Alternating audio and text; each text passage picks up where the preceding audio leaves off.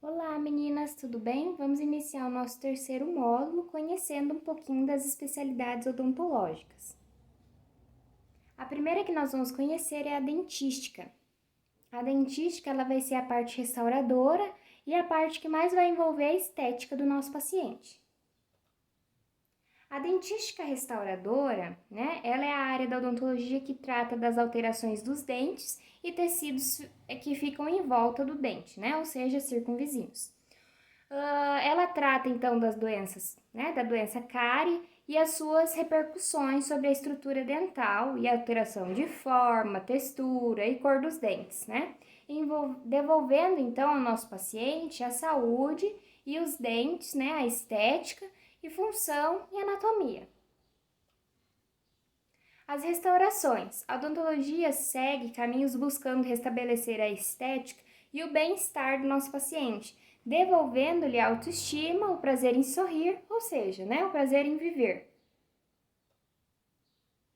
Inúmeras são as técnicas e materiais utilizados para a melhoria do sorriso, que vão desde o clareamento dental, resinas, facetas, coroas de porcelana, várias oportunidades que o nosso paciente tem de escolha, para arrumar a estética, então, do sorriso dele. Hoje, os pacientes procuram tratamento odontológico por estética. Não aceitam mais as restaurações de amálgama, e metais. A amálgama é aquela primeira foto ali que a gente está vendo, ela é escura, e a de baixo é já a restauração em resina, então ela é clara, ela fica mais bonita visivelmente, ela não chama tanta atenção quando o paciente vai sorrir, abrir a boca, vai dar aquela gargalhada, às vezes chamava atenção para dentro da boca dele aquela mancha escura, De acordo com a doutora Luciana, as restaurações em resina, também conhecidas como restaurações brancas, são muito utilizadas hoje em dia, seja para trocar restaurações antigas ou restaurar cavidades de cárie. Então, a resina hoje ela é muito indicada, tá? Pela biocompatibilidade com o dente, pela estética que o nosso paciente procura. Então, a resina hoje ela é é muito certeiro que tem na clínica a resina, tá? As resinas também são muito utilizadas para melhorar a forma de dentes, consertar dentes quebrados, dentes manchados, espaçados ou com um pouco de desalinhamento que podem ser transformados, em um novo sorriso. Então, na primeira imagem ali, a gente consegue observar que esse paciente tem um espaçamento, que nós chamamos de diastema, Ele tem um diastema nos centrais ali. Na segunda foto, a gente consegue ver o depois. E olha só, que maravilha que fica, Esse paciente agora sai sorrindo da clínica com muita vontade. O de baixo, o paciente fraturou o incisivo central, E lado esquerdo, e aí a restauração foi feita em resina, também ficou perfeita e esse paciente retorna o sorrisão, É possível mudar todas as restaurações escuras ou metálicas. Hoje a gente pode, com certeza, a gente tem broca para isso, tem a resina para fazer essa troca, então a gente tem como fazer isso para o nosso paciente. Os dentes posteriores, que antes eram restaurados apenas por amálgama de prata, material metálico de cor cinza, agora já podem ser restaurados em resina. Antigamente, pelos dentes posteriores sofrerem muito impacto, eram restaurados apenas com esse metálico, com esse material metálico, o amálgama. A vantagem mais conhecida da resina composta é a estética. Quando corretamente indicada, as resinas restauram o dente de forma conservadora, pois se aderem ao dente como uma cola. Além da estética, a resina ela é muito boa pela biocompatibilidade que ela tem, tá? Então, ela foi estudada toda a parte de mecanismo, se ela vai suportar, como que ela vai quebrar, como que ela vai sofrer trinca. Então, a gente tem todo o cuidado para manuseá-la, para abrir a cavidade, arrumar tudo certinho, para colocar esse material. Mas hoje é um dos materiais, que nós mais utilizamos na clínica. Assim, não requerem desgaste de tecidos dentários sadios Ou seja, o dentista vai remover apenas a parte com cárie, né? Ou a restauração antiga, e aí já vem com o ácido adesivo e a resina. O clareamento dental. O clareamento dentário é uma técnica que se tornou muito popular nos últimos anos devido ao apelo estético por dentes brancos e bem alinhados. O fato que as pessoas desconhecem é que o clareamento é utilizado pelos dentistas há mais de 100 anos. Em 1989 foi introduzida a técnica do clareamento caseiro, aquele feito com a moldeira, né, que a gente leva para casa e aplica na seringuinha, né, com a seringa a gente coloca uma gotinha e utiliza a moldeira, né? Pelos doutores, então, que colocaram, né, para nós esse clareamento caseiro, usando o peróxido de carbamida a 10% como agente clareador à noite, né, em torno de 15 dias, dependendo do tipo de manchas a serem removidas. Essa técnica tornou-se muito popular devido, né, à praticidade e à eficácia. Com o passar do tempo, ela sofreu algumas adaptações, né, como o uso de concentrações mais altas dos géis, então, né, lá atrás a gente vê que usa em 10%, aqui a gente percebe que ele já vai para 15, 16 e 20. E o uso da moldeira durante o dia. Segundo a doutora Luciana, um dos tratamentos mais procurados atualmente é o clareamento dental, tá? Então, a gente consegue ver ali no segundo dia de uso, no quarto dia, no sexto dia, oitavo, 10º e 14º dia, né? Então, ela saiu de dentes bem amarelados e foi para dentes bem clarinhos. O clareamento dental visa, então, a recuperação da cor original dos dentes, pois com o passar da idade há um escurecimento natural dos dentes, que é acelerado pela ingestão de alguns alimentos e bebidas, como o vinho tinto, chimarrão, refrigerantes, o cafezinho, cigarro, né? Entre outros, né? Geralmente, alimentos que tenham pigmentação, então beterraba, açaí, amora, o shoyu, o ketchup, né? Suco de uva, chás, né? Então, sempre que tem uma coloração, ela vai começar a manchar o dente. A indicação é que o clareamento dental seja evitado por gestantes, lactantes e pessoas abaixo de 15 anos.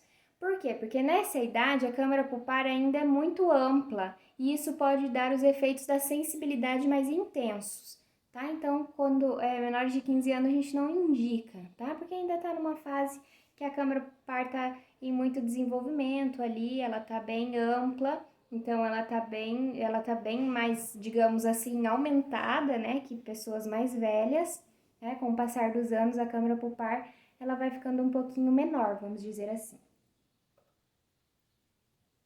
Para quem não sabe, o clareamento dental ele está livre, né, desde que a saúde bucal seja atestada por um cirurgião dentista. Ou seja, todo mundo acha que pode, mas realmente, né, pode, só que precisa se encaixar na saúde bucal perfeita, né, assim, não perfeita, mas de uma certa qualidade, né, que não vá causar malefícios, né, o clareamento não é a primeira coisa que a gente tem que fazer na nossa boca. Existem basicamente dois tipos de clareamento dental, e a gente vai conhecer agora eles. Aqui é o clareamento caseiro, né, os géis de uso caseiro podem ser à base, né, de peróxido de carbamida ou com peróxido de hidrogênio. A linha à base de peróxido de carbamida precisa de um tempo, né, de contato com os dentes um pouco maior, né, porque o oxigênio é liberado lentamente. No clareamento caseiro, a maior parte do tratamento é realizada pelo próprio paciente, o qual utiliza o gel clareador dentro de uma moldeira personalizada feita pelo dentista. Ou seja, você precisa ter a sua moldeira, tá? Não é pegar a moldeira de alguém que já fez o clareamento. Isso não é nem higiênico e nem certo, porque cada dente, né, tem um espaçamento, então você precisa da sua moldeira. Estes materiais são fornecidos pelo cirurgião dentista, né, que irá supervisionar o tratamento através de visitas periódicas do paciente ao consultório. Então, não dá para fazer sozinho. Por quê? Porque esse gel não pode pegar na gengiva, porque senão ela deixa a gengiva branca. Por quê? Porque ela, como se ela queimasse a gengiva, tá? Ela fere a gengiva. Então, precisa sim da supervisão, né, de um cirurgião dentista. O paciente irá usar o gel por aproximadamente 20 dias, geralmente à noite, tá? Após uma boa higienização. O clareamento no consultório. Já a linha, né, com a base do peróxido, então, de hidrogênio, tem a liberação mais rápida de oxigênio, fica menos tempo em contato com os dentes do paciente e a velocidade de clareamento inicial é mais rápida. Então, aí lá no consultório a gente vai fazer essa proteção, como vocês estão vendo na foto, tem esse azulzinho passando por cima, assim, dos dentes, que está em contato com a gengiva. Ele tem uma marca muito famosa que é o Top Dam, tá? Essa é uma barreira gengival que nós utilizamos para realmente não pegar na gengiva esse peróxido de hidrogênio, tá? No clareamento realizado no consultório, o dentista irá aplicar sobre os dentes um agente, né, gel clareador mais potente. Durante a aplicação, a gengiva, lábios e bochechas serão protegidos. Então, como tá ali na imagem, né, fica tudo muito bem protegidinho, para esse paciente não sentir, né, dor, não sentir incômodo. Entretanto, o clareamento a laser é o mais procurado, pois traz resultados mais rápidos e de maior praticidade. Há a possibilidade também de se associar as duas técnicas.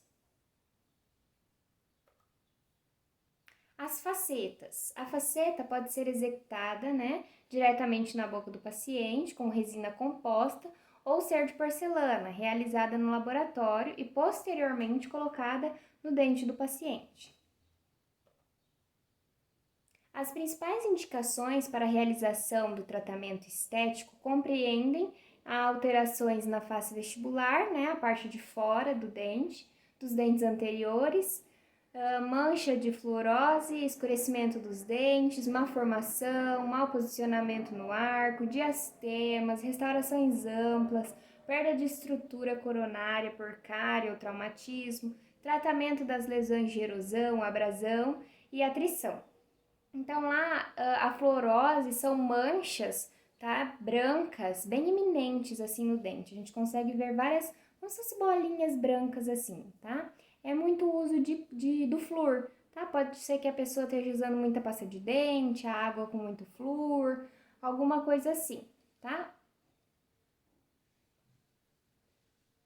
A faceta proporciona um resultado estético bonito e aspecto bucal saudável para o paciente, sem amarelar com o tempo. Então, né, diferentemente do clareamento, né, que é com o paciente vai fazer um clareamento no dente, né, com o passar dos anos ele continua comendo, ingerindo as mesmas coisas, vai voltar, né, a cor dele. Mas a faceta não, a faceta branquinha, ela fica branquinha, né, a porcelana. Então, a gente consegue ver tamanha diferença, né, na imagem 1 e imagem 2. De acordo, então, com a Academia Americana de Odontologia, né, uma faceta é uma peça fina de porcelana ou resina composta usada para recriar a aparência natural dos dentes, ao mesmo tempo em que fornece força e elasticidade, né, comparável ao esmalte do dente natural. O fechamento de diastemas. O diastema é uma área de espaço, né, extra entre dois ou mais dentes. É mais frequentemente observado nos dois dentes frontais da arcada superior. Então, aquela imagem que nós já vimos, né, esse paciente está com diastema entre os incisivos centrais e ali ele já deu uma boa diferença no sorriso desse paciente. Muitas, né, crianças têm diastema com resultado da queda do dente de leite, mas na maior parte dos casos os espaços fecham, né, quando os dentes permanentes nascem. Então, a criança ela nasce assim com esse espaçamento bem por conta de que vão vir mais dentes, né, a criança não tem a quantidade de dentes que o adulto tem, e ela também tem dentes menores, né? A boquinha é menor, os dentes são menores. Então, vem com esse espaçamento, e aí, com a medida que a criança vai crescendo, a arcada dentária vai crescendo, né? E aí, geralmente, esses espaçamentos fecham, tá?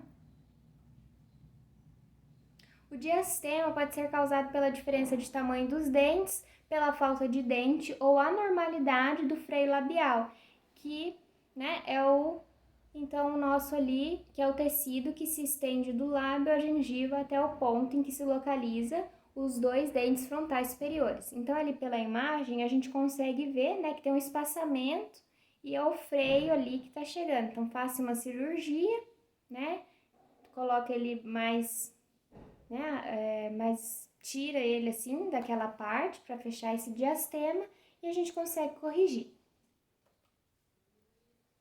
As causas secundárias do diastema envolvem problemas de alinhamento bucal, né, como o grau de overjet ou protrusão dentária.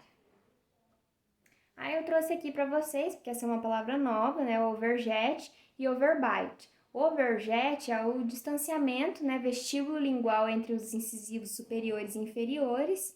Esse desajuste, né, antero-posterior também é chamado, né, de sobresaliência ou trespasse horizontal. O overbite é também chamado, né, de sobremordida ou trespasse vertical dos incisivos. Então, isso é muito importante, a gente usa bastante, tanto na dentística quanto na orto, tá? Na odontopediatria, então a gente vê bastante esses nomes, overjet e overbite. Então, ali numa imagem, para ficar um pouquinho mais compreensível visualmente, né, o overjet, né, e o overbite. A sensibilidade, um problema que incomoda bastante os pacientes é a questão da sensibilidade dentária na região do colo dos dentes. Já é possível minimizar esse sintoma e até mesmo eliminá-lo, tá? Dependendo de cada caso. A sensibilidade pode estar relacionada a diversos fatores e é isso que a gente precisa estudar junto com o nosso paciente. Então, ele precisa chegar até nós, né, relatando como que é essa sensibilidade. Retração gengival, a gengiva se retrai e expõe, né, parte da raiz do dente, que geralmente é muito sensível. Então, ali, né, nas setinhas, vocês conseguem ver que a coroa chega até a parte cervical ali, e aí começa, né, aquela parte mais amarelada, a raiz. Então, ele tem muita sensibilidade. Desgaste dentário, né, escovação incorreta, hábitos de roer unhas, de roer osso, canetas, né? Ter o apertamento de dentes ou o bruxismo, né? Pode ver ali que nos incisivos inferiores a gente consegue ver melhor que tem um desgaste, né, muito acentuado e ali causa muita sensibilidade no nosso paciente. Lesões de erosão ácida causada, né, por dieta ácidas, frutas cítricas, refrigerantes, vinhos e até problemas estomacais, né, como refluxo gástrico. Então, quando o paciente tem, né, muito refluxo ou tem essa dieta ácida, a gente já consegue entender o porquê da sensibilidade dele, né, porque ele tem erosão, né, lesões de erosão ácida. Defeitos de formação, né, de tecidos dentários.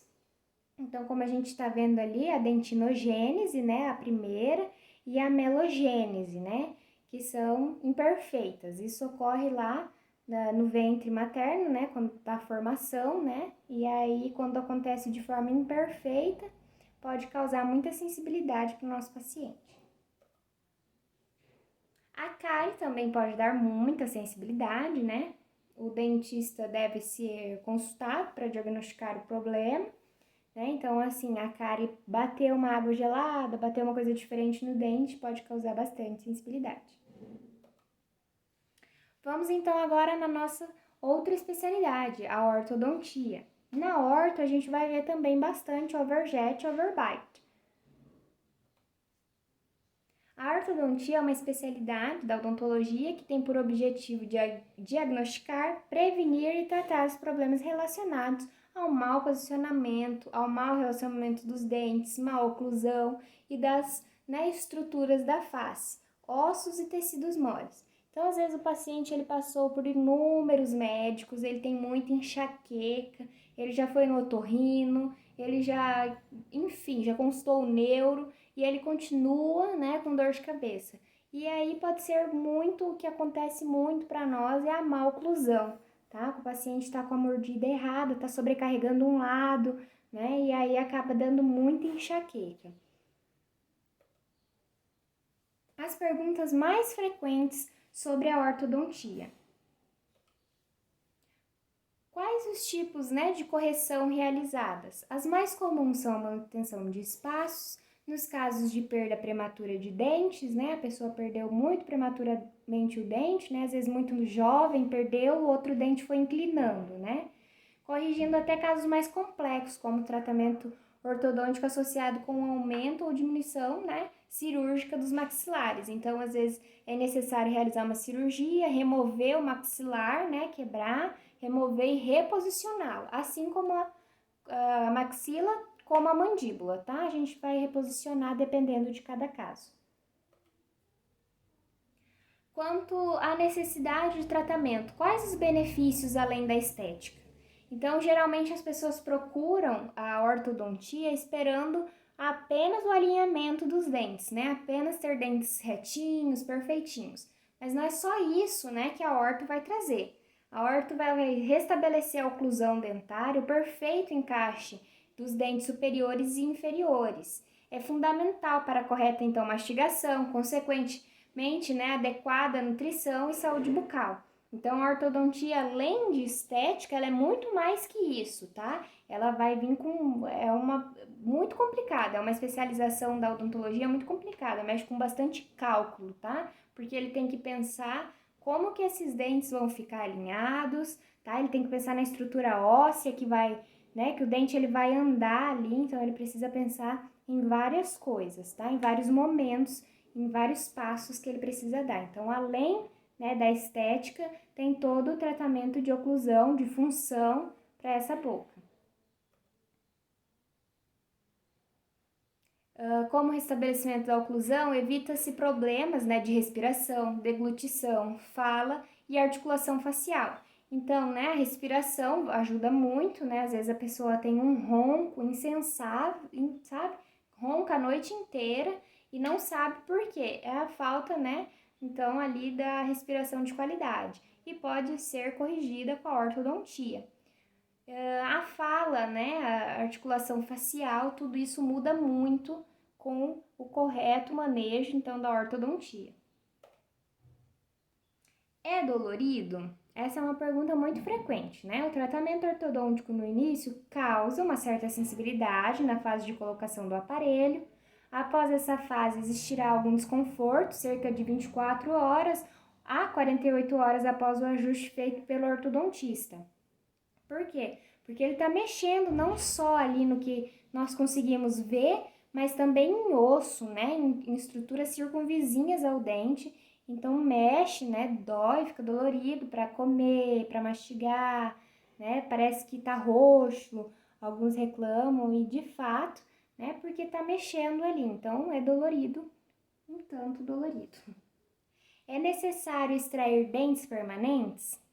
A extração de dentes permanentes se faz necessária dependendo do caso, principalmente daqueles que há falta de espaço para acomodação, né, de todos os dentes no arco.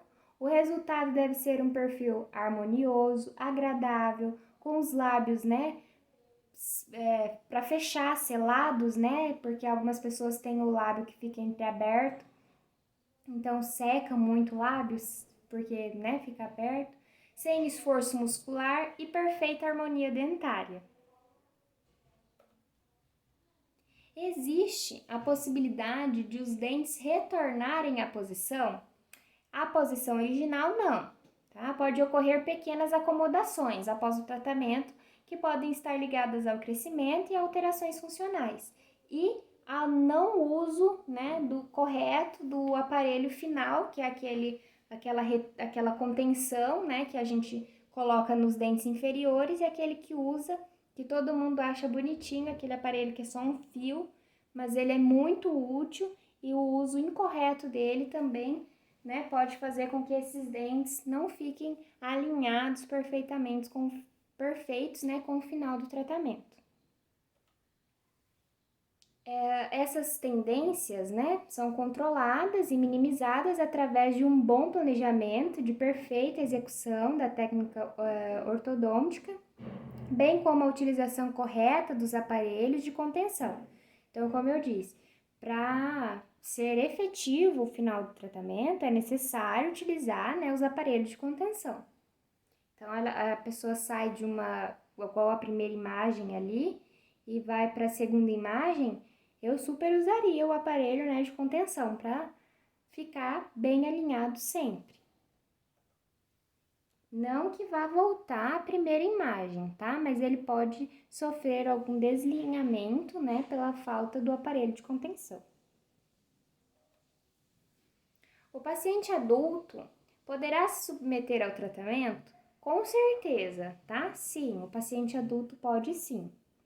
Não existe idade máxima para a realização de tratamento ortodôntico, embora no paciente adulto alguns cuidados especiais devem ser tomados, principalmente em relação aos tecidos de suporte dos dentes, que podem chegar, né, a contraindicar o tratamento. Então, o que acontece? Geralmente, em adulto, o osso já está super, né, formado ali, o osso já está formado, já está no lugar. Então, por isso que de criança é um pouco mais fácil, um pouco mais simples, porque o ossinho dela ainda tá, né, maleável, tá mais fácil de ser moldado. Mas o paciente adulto consegue sim, tá, fazer o tratamento ortodôntico. Vai depender realmente de cada caso, tá? Este pode ser, né, mais lentamente limitado devido à falta de crescimento, problemas periodontais,